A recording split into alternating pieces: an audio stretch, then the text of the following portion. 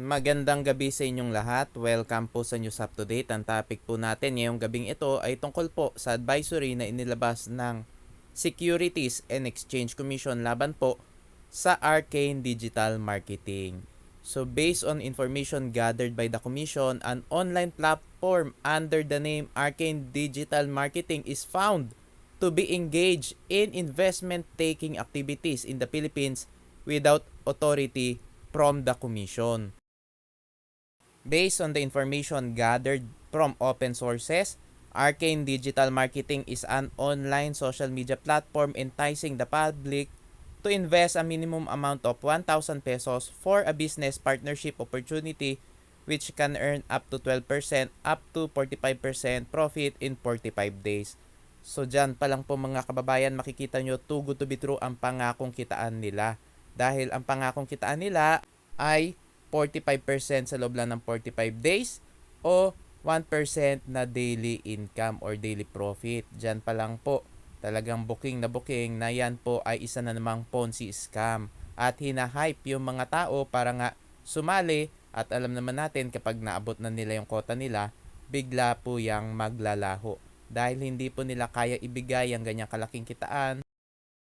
Applying the Howey test, Arcane Digital Marketing's so-called online co-partnership opportunity investment packages being offered before the public partakes of the nature of securities in the form of an investment contract, their activities involving the offer and sale of securities to the public, where their investors need not exert any effort other than to invest or place money in its scheme in order to earn profit, should be registered with the Commission. Marami na pong mga lumitaw na mga co-partnership at co-franchising at ang mga pangakong kitaan ay too good to be true at ngayon ay wala na po yung iba at yung iba naman ay nandyan pa rin pero wala nang payout. Arcane Digital Marketing is not registered with the Commission as a corporation or partnership. Further, it is not authorized to solicit investment or placements from the public nor to issue investment contracts and other forms of security since it has not secured prior registration and or license from the Commission as prescribed under sections 8 and 12 of the Securities Regulation Code, and any person or entity intending to offer and sell its investment contracts are required to secure the necessary registration and or license from the Commission as well. So, yung Arcane Digital Marketing po ay hindi po nakarehistro sa SEC at wala din po silang secondary license, kaya ang kanilang investment solicitation activities ay illegal po.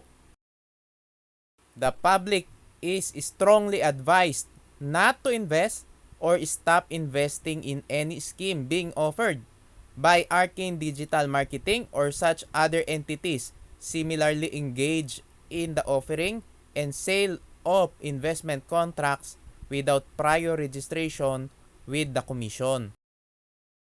The public is again reminded that investing in such an unregulated entity lacks investor protection because it is not covered by prudential and market conduct requirements applicable to license and authorized operations. Mga kababayan, tumigil na po kayo sa pagsali sa mga companies. Tumigil na po kayo sa pagsali sa mga Ponzi scams dahil sasakit lamang po ang ulo nyo dyan. Mari sa umpisa, padamahin kayo, bigyan kayo ng payout, pero sigurado po sa huli, tatakbuhan po kayo niyan.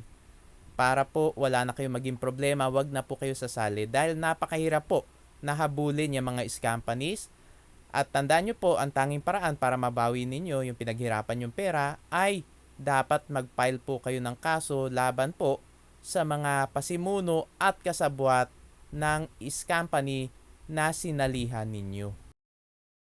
Accordingly, the Commission warns all unscrupulous individuals and or entities that strict penalties are imposed for violations of the Securities Regulation Code, the Revised Corporation Code, Financial Products and Services Consumer Protection Act or FCPA, and such other rules and regulation enforced by the Securities and Exchange Commission.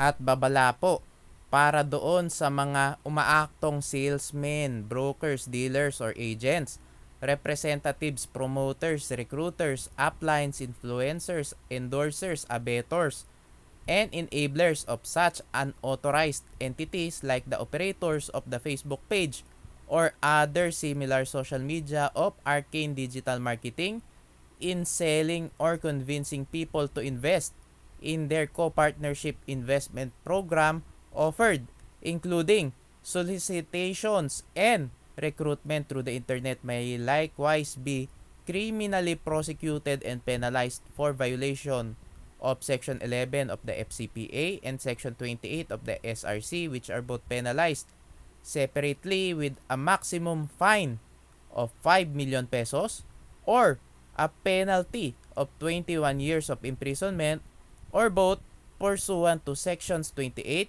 and 73 of the SRC.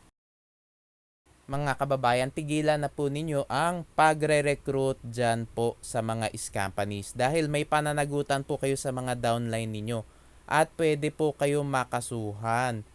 Kaya po, wag po kayo magpapasilaw doon sa mga DRB o direct referral bonus o commission o doon sa mga pangako nila mga salary o mga bonus o mga promo. Dahil kadalasan dyan sa mga companies, kapag meron ka raw na recruit na kunwari 10 ay meron ka daw bonus o meron daw salary, may monthly salary o minsan meron pang libreng cellphone or libreng iPhone. Ganyan po kasi ang modus ng mga companies para nga ma-hype yung mga members at mag-recruit sila. Pero tandaan po ninyo, bawal po ang mag-recruit lalo na po dyan sa mga companies dahil pwede po kayong makasuhan.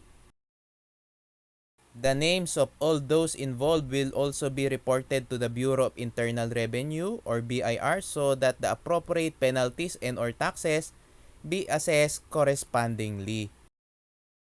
At kung meron po kayo impormasyon tungkol sa kahit na anong investment solicitation activity ng kahit na sinong individual o grupo na individual na nagre-representa sa Arcane Digital Marketing, ay pwede nyo pong isend ang inyong report sa Enforcement and Investor Protection Department ng Securities and Exchange Commission sa kanilang email na epd@sec.gov.ph. Ito pong advisory ay inilabas noong November 16, 2023. Mga kababayan, dapat po bago kayo sumali sa kahit na anong investment, dapat po mag-research po kayo at i-check nyo po maigi yung papasukin yung investment. Tignan nyo kung makatotohanan ba ang pangakong kitaan o too good to be true. At dapat meron din po silang secondary license. At dapat po i-verify po ninyo sa Securities and Exchange Commission dahil may mga kumpanya po na namimeke ng dokumento. Mga kababayan, maraming salamat po sa inyong patuloy na pagsuporta sa aking channel. God bless po.